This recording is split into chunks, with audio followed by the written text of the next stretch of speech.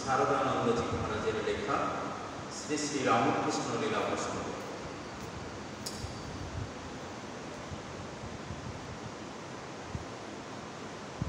যে তুমি তাপস আদিচ কাতরে নীরবে সুরধ্বনি ফিরি, গানটি হল শ্রী শ্রী ঠাকুর শ্রী রামকৃষ্ণ দেবের উদ্দেশ্যে। আমরা জানি শ্রী শ্রী ঠাকুর দীর্ঘ 12 বছর কঠোর সাধনা করেছেন। সেটি হচ্ছে দক্ষিণেশ্বরের মা ভবতারিণী মন্দিরে এবং রানী রাসমণি যে বাগান বাড়ি, সেই বাগানে দক্ষিণেশ্বর দীর্ঘ 12টা বছর ধরে কঠোর সাধনা করেছেন। আর শুধু সাধনা নয়, তার সাধনার প্রথম ভাব যেটি ছিল সেটি হচ্ছে ব্যাকুলতা আর কান্না। ব্যাকুলতা এবং কান্না, মা দেখা দিবিনি, দেখা দিবিনি, একটা দিন চলে গেল, 2 দিন চলে গেল, এখনো দেখা দিবিনি, এই জীবনা রেখে দিলাম। মায়ের হাতের খড়গ নিয়ে নিজের গলা কেটে ফেললেন, এমনভাবে উদ্যত হচ্ছে। অথচ তার সাধনা, তার যে কঠোর সাধনা, যদি তিনি নিজ মুখে তার এই সন্তানদের কাছে বর্ণনা না করতেন তাহলে কারোর জানার উপায় ছিল না। তিনি সাধনা করছেন, যিনি তাকে সাধনা করেছেন, করাচ্ছেন, তিনি স্বয়ং ভগবান। কিন্তু যেহেতু মানব লীলা করছেন, মানব রূপে তিনি অবতীর্ণ হয়েছেন, তাই যেন তিনি দেখাচ্ছেন যে গুরুকরণ আবশ্যক। প্রত্যেকটি মানুষের প্রতিটা ক্ষেত্রে, সেটি জাগতিক বিদ্যায় হোক কিংবা আধ্যাত্মিক বিদ্যায় হোক, প্রত্যেক ক্ষেত্রেই তাকে গুরুর আশ্রয় নিতে হবে। গুরুকরণের প্রয়োজনীয়তা তিনি নিজ জীবনে দেখিয়ে গেলেন। যখনই সাধনা করেছেন, তার সেই সাধন উপযোগী গুরু আমাদের উপস্থিত হয়েছে। তো এইরকম গুরু যিনি তাকে সাধনা করাচ্ছেন তিনি জানেন, আর যিনি সাধন করছেন তিনি জানেন। বাইরের লোকের জানার কোনো উপায় ছিল না। সবটাই যেন সন্তর্পণে নীরবে আরো চোখের জল ফেলছেন, দেখা দিবিনি মা, দেখা দিবিনি। আবার সেই চোখের জল, তার সাধনার চোখের জল, তিনি সাধনায় সিদ্ধি লাভ করবেন বলে মাকে, ভগবানের সাধনা, ভগবানকে যে মাতৃরূপী সাধনা করা যায়, সেটি এই যুগে ভগবান শ্রী রামকৃষ্ণদেব এসে দেখিয়ে গেলেন।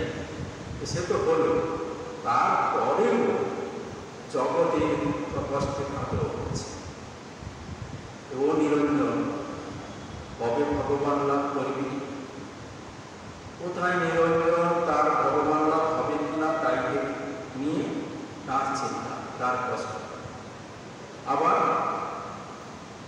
ওদিকে নরেনের বাড়িতে তার বাবা মারা গেছে, সংসার চলে না, অভাবের কারণে খুব কষ্ট পাচ্ছে মা আর বোনেরা। ঠাকুর বলছেন, আহা, ওর বড় কষ্ট, একটা কিছু চাকরি টাকরি যদি হতো, কাজ কাজ হতো, কিন্তু হচ্ছে হবে কোথায়? তিনি তো জানেন তাকে এই উদ্দেশ্যে তাকে নিয়ে এসেছেন নরেনকে, সেই নরঋষি নারায়ণ, যিনি কিনা সপ্তর্ষি মণ্ডলের শ্রেষ্ঠ ঋষি, তাকে তো তিনি সঙ্গে করে এনেছেন। তিনি জানেন, কিন্তু তবু এই যে মানব ভাব, দেব ভাব, দুটি ভাব যেন একটা সমান্তরালভাবে চলছে। কখনো এটি উপরে আসছে, কখনো এটি নিচে যাচ্ছে, কখনো উপরে আসছে, ঠিক এইরকম। তো এইরকম মাকে বলছেন, দেখো কলকাতার লোকগুলো কিলবিল কিলবিল করছে, তাদের তো তোমায় দেখতে হবে। কলকাতার লোকগুলো বলে তিনি উপলক্ষ মাত্র কলকাতাকে উপলক্ষ করে স্নান সারা জগতের মানুষ তারা দুঃখ, কষ্ট, যন্ত্রণা, জ্বালা, শোক, তাপ, মোহ এসবে আসতে পৃষ্ঠে তারা কষ্টে কাতর হচ্ছে। তাদেরকে কৃপা করতে তোমাকেই করতে হবে। মায়ের উপরে ভার দিচ্ছেন যে মাতৃশক্তি, মাতৃরূপে ঈশ্বরের উপাসনা আরাধনা তিনি তো দেখিয়ে গেলেন, আর সেই মাতৃশক্তির উদ্বোধন করলেন শ্রী শ্রী মায়ের মধ্যে সরস্বতী পূজার মাধ্যমে। তার উপরে সব দায়িত্ব দিয়ে তিনি তার লীলা সাঙ্গ করলেন। তাই তো তিনি বললেন কলকাতার লোকগুলো তোমাকে দেখতে হবে। এই যে দেখতে হবে, কাকে দেখতে হবে? জগৎকে দেখতে হবে। ভগবান যে অবতীর্ণ হন তিনি জগতের দুঃখ কষ্টে তিনি নিজেই কষ্ট পান। তাই জগৎবাসীকে সেই কষ্টের হাত থেকে রক্ষা করার জন্যে তিনি যে যুগে যুগে অবতীর্ণ হন নিজের মায়াকে অবলম্বন করে। কেননা তিনি অজর, তার জন্ম নাই, জন্মরহিত, তার মৃত্যু নাই, তিনি অবিনাশী, তিনি শাশ্বত, তিনি চিরন্তন। তিনিই আসেন অবতার হয়ে কোনো না কোনো রূপ শক্তি নিয়ে। গীতাতে তো সে কথাই তিনি বলেছেন যে আমি যখন গ্লানি হয়, ধর্মের গ্লানি হয়, অধর্মের অভ্যুত্থান হয়, তখন আমি নিজের মায়াকে অবলম্বন করে অবতীর্ণ হই। আর এই সাধুদের পরিত্রাণ, দুষ্কৃতিকারীদের বিনাশ এবং ধর্ম সংস্থাপনের জন্যে আমি যুগে যুগে অবতীর্ণ হই। এটা তিনি নিজ মুখে বলেছেন। এই যুগেও ভগবান শ্রীরামকৃষ্ণদেব অবতীর্ণ হয়েছেন কিসের দুঃখ, কিসের কষ্ট দূর করার জন্য, কি ধর্ম স্থাপন করার জন্য? না, ধর্ম যে মারামারি, কাটাকাটি, যে ঝগড়াঝাটি, দ্বন্দ্ব এই সমস্ত তৈরি হয়েছে, সংশয় তৈরি হয়েছে, সেগুলো থেকে মুক্ত করার জন্য সংশয় রাক্ষস নাশ মহাস্ত্র, সংশয় রাক্ষসকে নাশ করার মহাস্ত্র নিয়ে তিনি এসেছেন। এবং তিনি দেখিয়ে গেলেন সন্দেহ করো না, সংশয় করো না। দেখো ভগবান আছে, মেঘে ঢাকা পড়েছে, সূর্য অন্ধকার হয়ে গেছে, তাই বলে কি তুমি বলতে পারো যে সূর্য নাই? সূর্য আছে। ভগবানকে তুমি দেখতে পাচ্ছ না, জানতে পারছো না, কেন? মায়া আবরণে আবৃত। সেই মায়া আবরণকে সরিয়ে দাও, তাহলেই তুমি দেখতে পাবে সেই ভগবান তোমার অন্তরে রয়েছে, তোমার অন্তরের অন্তঃস্থলে তিনি রয়েছে। সেটা তুমি দেখতে পাবে। যেমন হরিণের নাভিতে সেই কস্তুরী থাকে, যার সুগন্ধ দূর দূরান্ত পর্যন্ত ছড়িয়ে পড়ে। হরিণ সেই গন্ধে আকৃষ্ট হয় এবং দৌড়াতে থাকে। কোথা থেকে গন্ধটি আসছে তার দিকে দৌড়াতে থাকে, কিন্তু সে জানে না যে তার নাভিতেই, নিজের নাভিতেই সেই কস্তুরী আছে। তেমনি আমরা যে আমাদের মধ্যেই সেই ভগবান স্বয়ং বাস করছেন, অথচ আমরা জানতে পারছি না। খুঁজেছি তোমায় এধার ওধার, তুমি বলেছ তুমি হৃদয়ে আমার, এসো এসো হরি, এসো দয়া করি। তারপরে লাইনটা কি আছে গানটি?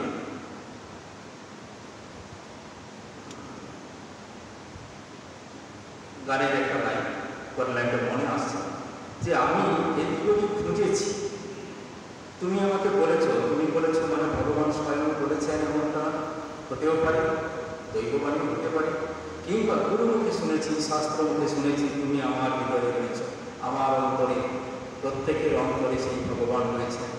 जो राम दशरथ का बेटा वही राम भागवत में बेटा। যদি তাই হয়ে থাকে, আমি তো সেটা বিশ্বাস করিনি, তাই এখানে ওখানে ঘুরে বেড়াচ্ছি, মন্দিরে মসজিদে গির্জায় এখানে ওখানে সেখানে, কোথাও তোমাকে দেখতে পাই। তাই তো বলা হয় মনকে যে ডুব ডুব ডুব ডুব সাগর, ডুব সাগর, নিজের ভেতরে ডুব করছে। ঠাকুর বলছেন, স্বয়ং শ্রীরামকৃষ্ণদেব বলছেন, শুধু আসলে হবে না, ডুব দিতে হবে। ডুব দিতে হবে অর্থাৎ সেই গভীরে যেতে হবে। আর গভীরে যাওয়া মানে কি?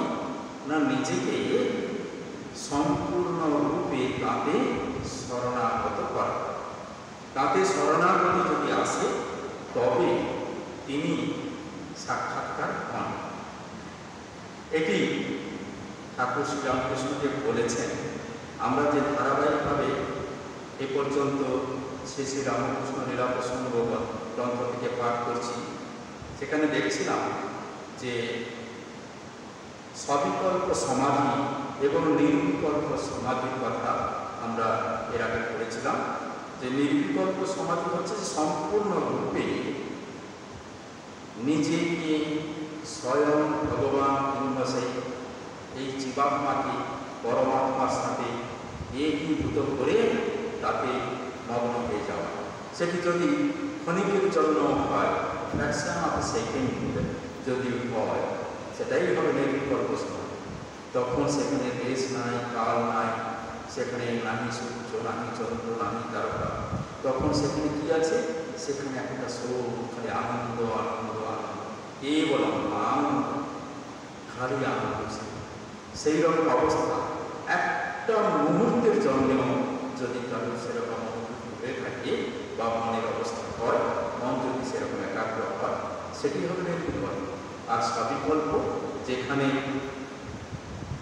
যে একটা ভাব অবলম্বন করে শান্ত, দাস্য, সত্য, বাৎসল্য, মধু, এই যে পঞ্চভাবের কথা বলা আছে বৈষ্ণব গ্রন্থে, সেই ভাবের যে কোনো একটি ভাব অবলম্বন করে ভগবানের সাথে যে আনন্দ উপভোগ করা, সেই ভগবত রসে মগ্ন হওয়া, সেটিকে সবিকল্প সমাধি বলে। ভগবান শ্রীরামকৃষ্ণ দেব এই দুটি সমাধি কার অহরহ হচ্ছে। জীব যারা সাধারণ মানুষ, সাধক যারা, তাদের নির্বিকল্প সমাধি যদি হয়, সে সেখান থেকে ফিরতে পারে না। 21 দিনের মাথায় তার এই শরীর ভেঙে পড়বে, নষ্ট হয়ে যাবে, সে লীন হয়ে যাবে। কিন্তু যিনি মহাপুরুষ, যারা ঈশ্বরকোটি পুরুষের আগে আমরা বলেছি, এই মহাপুরুষদের মধ্যে যে ভাব ঈশ্বরকোটি, জীবনমুক্ত এবং জীবকোটি, এই তিন ধরনের পুরুষের মধ্যে ঈশ্বরকোটি যারা, তারা কিন্তু ওই স্তর থেকে, ওই নির্বিকল্প সমাধির স্তর থেকে নিচে নেমে এসে জগৎ কল্যাণের জন্যে তারা কর্মরত হন। যেমন বলা হয় সুখদেব ঋষি, নারদ ঋষি। আর জীবকোটি তারা যদি নির্বিকল্প সমাধিতে যান, তারা আর ফিরতে পারে না। 21 দিন পর্যন্ত স্থির থাকতে পারে তার শরীর, তারপরে সেই শরীর নষ্ট হয়ে যায়। এটাই হচ্ছে বলা হয়েছে। এখন ভগবান শ্রীরামকৃষ্ণ দেবের ক্ষেত্রে দেখা গেছে এই দুইটি ভাব, এই নির্বিকল্প বা সবিকল্প, এই শান্ত, দাস্য, সত্য, বাৎসল্য, মধুর, এই ভাবগুলিও যেমন আছে, আবার নির্বিকল্প নিরাকার ধ্যানেও তিনি মগ্ন। যখন যেটি ইচ্ছে হয়েছে সেটি তিনি করেছেন, তাদের ইচ্ছে মতো। স্বামী শারদানন্দজি বলছেন, তারা কোনোরকম কোনো ভাব রাজ্যের গণ্ডির মধ্যে নিবদ্ধ থাকেন না। সাধারণ সাধকরা যারা সাধনা করছেন, সিদ্ধিলাভ করেছেন বা করার পথে, তারা একটা নির্দিষ্ট কোনো না কোনো একটা ভাব অবলম্বনে তারা সীমাবদ্ধ থাকে। সেই ভাব অবলম্বন করে তারা সিদ্ধিলাভের পথে অগ্রসর হয়। কিন্তু যারা অবতার পুরুষ, তাদের ওইরকম কোনো নির্দিষ্ট গণ্ডির মধ্যে সীমাবদ্ধতা থাকে না। তারা একদম নির্দ্বিধায়, নির্বাধায় সকল রকম ভাব রাজ্যে তারা বিচরণ করতে পারে। এটি শ্রীরামকৃষ্ণ দেবের সম্পর্কে স্বামী শারদানন্দজি বলছেন, তাহারা শান্ত, দাস্য আদি যখন যে ভাব ইচ্ছা পূর্ণ মাত্রায় নিজ জীবনে প্রদর্শন করিতে পারে, আবার অদ্বৈত ভাব অবলম্বনে শ্রী ভগবানের সহিত একত্ব অনুভবে এতদূর অগ্রসর হইতে পারে যে জীবনমুক্ত, নিত্যমুক্ত বা ঈশ্বরকোটি কোনো প্রকার জীবেরই তার সাধ্যায়ত্ত নয়। এখানে স্বামী শারদানন্দজি, যিনি কিনা একজন নিজে ঈশ্বরকোটি, তিনিই বলছেন যে ঈশ্বর কোটিও পর্যন্ত ওই অবতারের যে ভাবরাজ্য বিচরণ ক্ষেত্র, সেই ক্ষেত্রে পৌঁছানো সম্ভব নয়। অবতার তিনি স্বয়ং ভগবান, তিনি ভগবান। ভগবান হচ্ছেন ভগবস্তি নিজস্ব ভগবান, যার ভগ আছেন ঐশ্বর্য, সর্ব ঐশ্বর্যের অধিকারী যিনি, তিনিই ভগবান। অর্থাৎ সমগ্র যত রকম ঐশ্বর্য আমরা দেখি, সেখানে শ্রী, সৌন্দর্য, রূপ, যশ, নাম, খ্যাতি, বৈরাগ্য, এগুলি সমস্ত ঐশ্বর্যের মধ্যে পড়ে। এ সবগুলি তার মধ্যে পুঞ্জীভূত থাকে। ফলে তিনি ভগবান, কিন্তু যেটা জীবের ক্ষেত্রে থাকে না। কারণ ক্ষেত্রে একটা দুটো এরকম থাকতে পারে, তিনটে চারটে থাকতে পারে, সব কিছু থাকে না। রসস্বরূপ, আনন্দ স্বরূপের সহিত অতদূর একত্রে অগ্রসর হইয়া আবার তাহা হইতে বিযুক্ত হওয়া এবং আমি আমার রাজ্যে পুনরায় নামিয়া আসা জীবের পক্ষে কখনোই সম্ভবপর নহে। উহা কেবল একমাত্র অবতার কথিত পুরুষ সকলে সম্ভব। তাঁদের অদৃষ্টপূর্ব উপলব্ধিসমূহ লিপিবদ্ধ করিয়াই আধ্যাত্মিক জগতে বেদ আদি সর্বশাস্ত্রের উৎপত্তি। অতএব তাঁদের আধ্যাত্মিক উপলব্ধি সহ অনেক স্থলে যে বেদ প্রভৃতি যে শাস্ত্র, বেদ, বেদান্ত, উপনিষদ, পুরাণ আদি যে সমস্ত শাস্ত্র আমরা বলি, সকল শাস্ত্রের উপলব্ধি সকলকে অতিক্রম করে থাকে। অর্থাৎ আজকে আমাদের কাছে যা শাস্ত্র বলে পরিগণিত, যাকে আমরা শাস্ত্র বলি, সেই বেদ হোক, পুরাণ হোক, কিংবা মহাকাব্যই হোক, যাই হোক না কেন, এই সকল তাদেরই হয় জীবন কথা অথবা তাদের উপদেশ। সেই মহান মহান পুরুষদের, ঋষি মুনিদের, তাদের উপলব্ধির কথা লিপিবদ্ধ হয়ে শাস্ত্র আকারে আমাদের কাছে আসছে। কিংবা গুরু শিষ্য পরম্পরায় একজনের কাছ থেকে আরেকজনে, আরেকজনের কাছ থেকে আরেকজনে, এইভাবে ক্রম অনুযায়ী আমাদের কাছে আসছে শাস্ত্র রূপে। কিন্তু স্বয়ং ভগবান যিনি অবতার, তিনি তো এ সকলের আরো ঊর্ধ্বে। তাই ঠাকুর বলছেন, এখানকার অবস্থা, আমার উপলব্ধি, বেদ বেদান্তে যা লেখা আছে সে সকলকে ঢের ছাড়িয়ে চলে গেছে। শ্রীরামকৃষ্ণদেব নিজের উপলব্ধির কথা বলছে। এই যে সাধনা করেছিলেন, বললাম 12টি বছর, দীর্ঘ 12টি বছর ধরে তিনি যে কঠোর সাধনা করেছেন, সব রকম আমাদের হিন্দু শাস্ত্রে, হিন্দু ধর্মে যত প্রকার ধর্মীয় ভাবাদি রয়েছে, সেখানে বৈষ্ণব, তন্ত্র, শৈব, তারপরে দ্বৈত, অদ্বৈত, বিশিষ্টাদ্বৈত, এমনকি অন্য ধর্মের ক্ষেত্রে ইসলাম, খ্রিস্টান, সকল ধর্মের সকল মত পথে সাধনা তিনি করেছেন।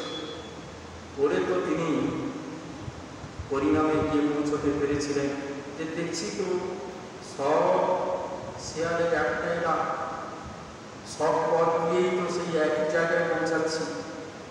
সেই তো হচ্ছে আমাদের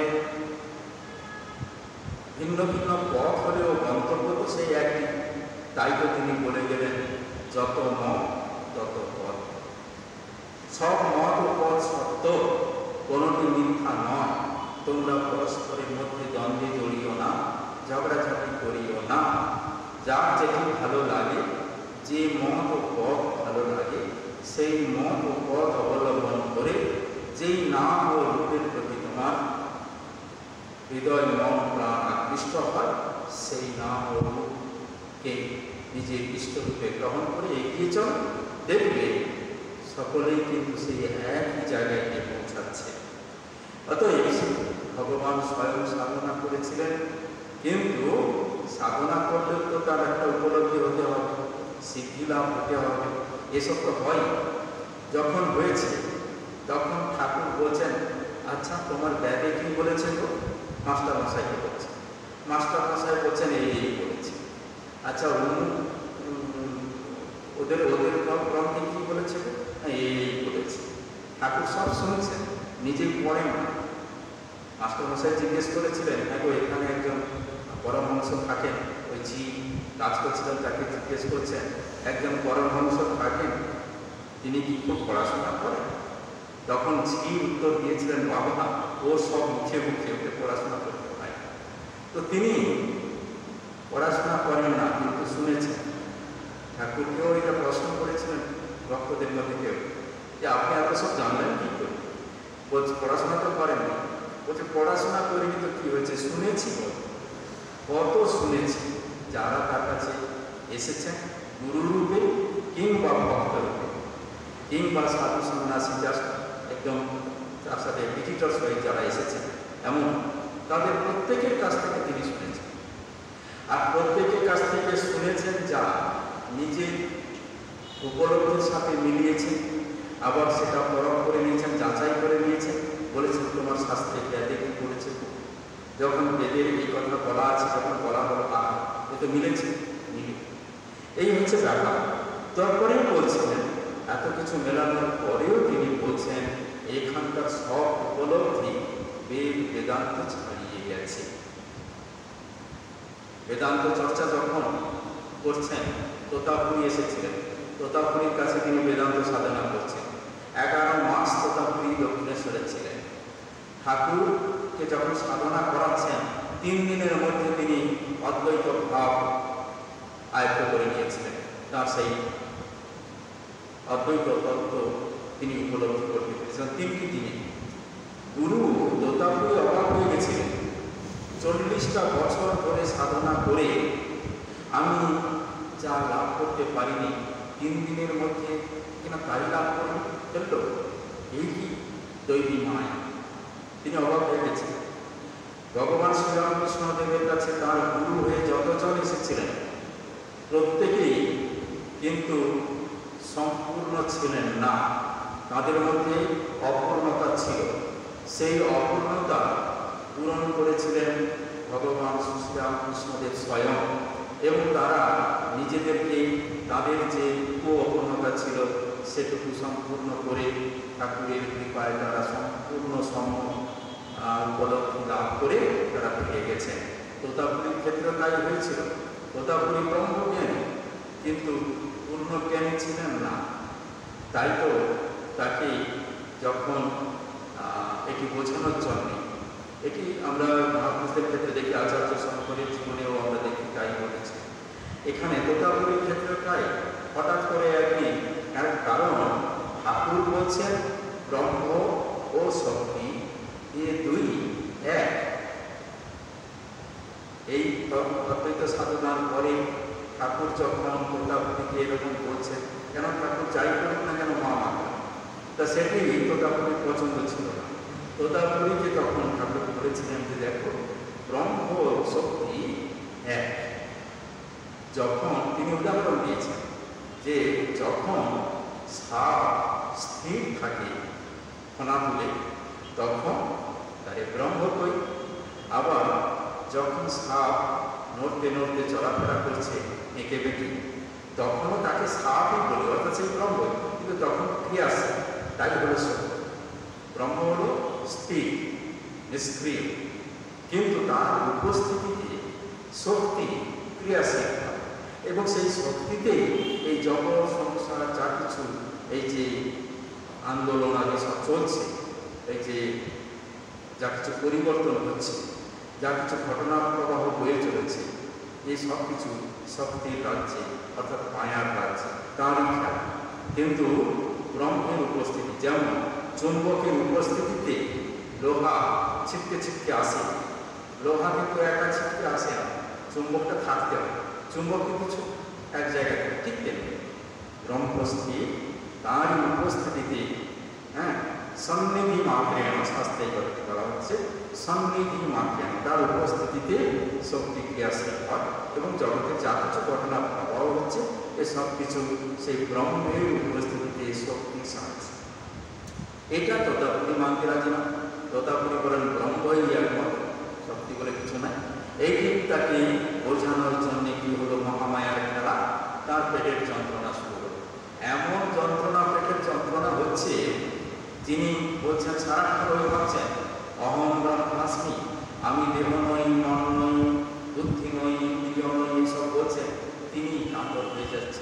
তার সেই কষ্ট, পেটের যন্ত্রণা, এত কষ্ট পাচ্ছেন, কিছুতেই নিজেকে সামলাতে পারছেন না।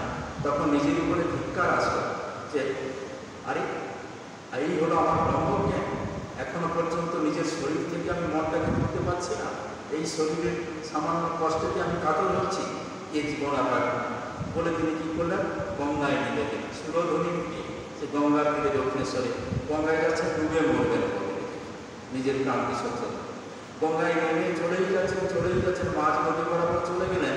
গঙ্গার জল, ডোবার জল আপনি হাঁটাহাঁটি করে আর ওঠে, কি আশ্চর্য!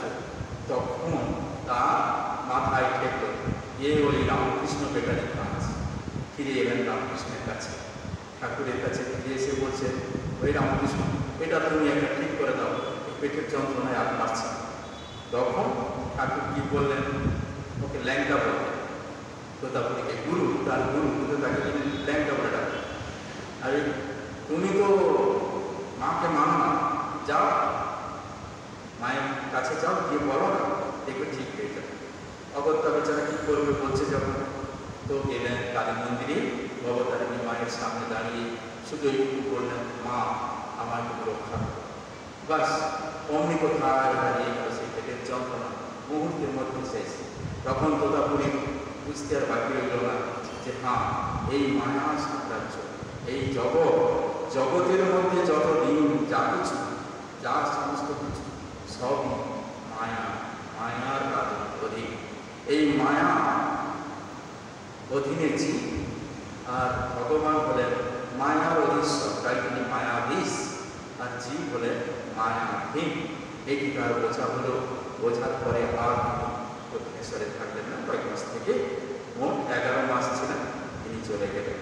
সেই সময় তার চলে যাওয়ার সময়, আর 2-3 মিনিট পরে শেষ করবো এটা, যখন তোতাপুরী চলে গেলেন তখন ঠাকুরের মনে হলো সাধনা তো হয়েছে, অদ্বৈত তত্ত্ব তো তার লাভ হয়েছে, কিন্তু তোতাপুরী যাওয়ার পরে তার মনে হঠাৎ, কারণ ঠাকুরের মনে যখন যেমন সংকল্প আসে তখন সেটাই তিনি করতে শুরু করে দেন, এবং তদ উপযোগী যা কিছু সামগ্রীর প্রয়োজন থাকে সেগুলি আপনি আপনি কোথা থেকে জুটে হচ্ছেন।